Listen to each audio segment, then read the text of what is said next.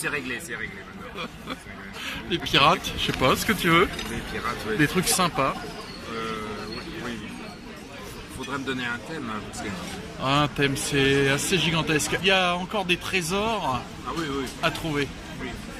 Tout à fait, oui. Surtout dans quel endroit à peu près? Un peu partout dans le monde, hein, il y a des... ça dépend des circonstances, quoi. D'accord. Par exemple, au large de Madagascar, il y a le fameux Soleil d'Orient, qui est un bateau qui transportait des trésors qui venaient de la cour du Siam pour Louis XIV et qui a coulé corps et bien au large de D'accord. Madagascar, quoi. Ouais. Donc ça, c'est une épave fabuleuse à retrouver parce qu'il y a tous ces trésors qui ont été d'or, d'argent, d'ivoire qui ont été amenés pour la cour de Louis XIV et qui ont disparu complètement, quoi. Donc, Et qui le devait... Soleil d'Orient, par exemple, c'est une très belle épave. Ouais. D'accord, et qui devait servir peut-être pour le château de Versailles, non? Entre autres? Pour offrir, pour faire un échange en fait d'ambassadeurs entre le Siam et D'accord. Louis XIV, quoi. Donc pour préparer l'événement, les Siamois avaient préparé quelques-uns de leurs plus beaux trésors à offrir à Louis XIV. Oh, ça doit être fabuleux ça. Et ce bateau a coulé corps et bien, quoi. Et on a une petite idée?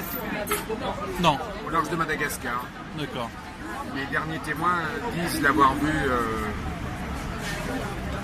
un peu au large et avoir des difficultés apparemment et avoir coulé, quoi.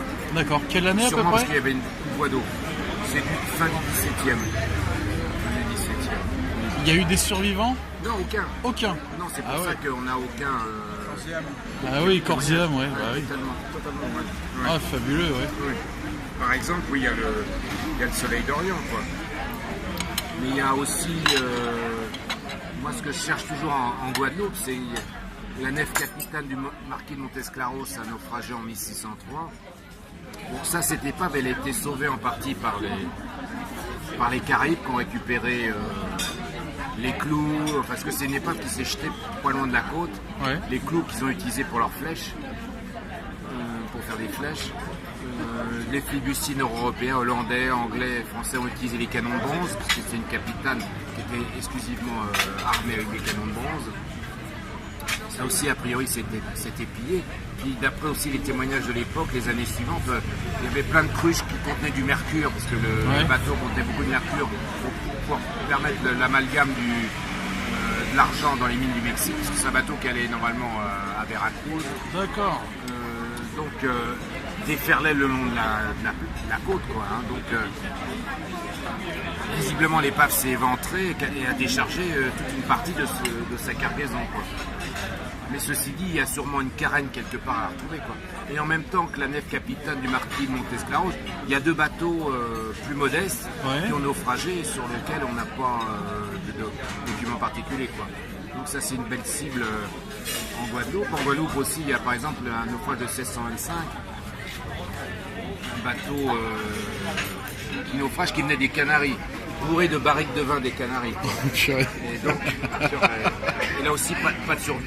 Si des survivants, une poignée de gens qui arrivent à sauver de ce naufrage et qui sont récupérés par les Indiens Caraïbes. D'accord. Et donc,